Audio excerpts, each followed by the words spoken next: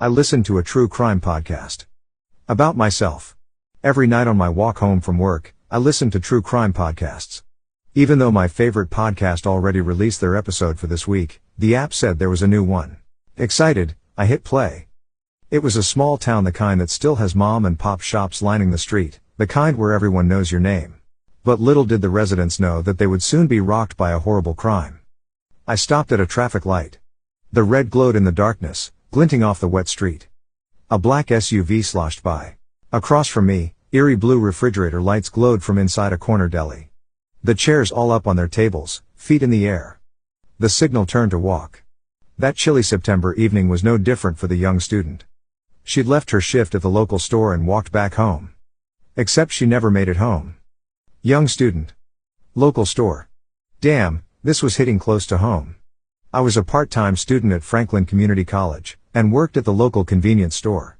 And, of course, I was walking home. I glanced behind me, looking at the alleyway behind Alessandro's Pizza, which was dark except for the neon light spilling from the sign. Her boyfriend reported her missing the next day.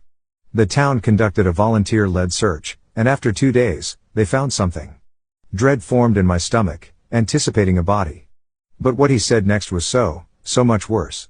Washed up on the shore of Worthington Lake, they found a pair of size 9 red Converse sneakers. I stopped. And looked down at my red Converse sneakers, damp from the rain. What the hell? My heart began to pound. The shoes were sent to a forensic analyst, who would compare its wear pattern to another pair of her shoes to try and determine if they belonged to the victim. A rumbling sound made me jump. I turned to see a dark SUV turning left at the intersection. Didn't I see that car a few minutes ago? Maybe it's following me. And the car passed me and disappeared into the darkness. Come on, Sarah. Get a grip. Converse are popular sneakers. A little out of fashion, but still.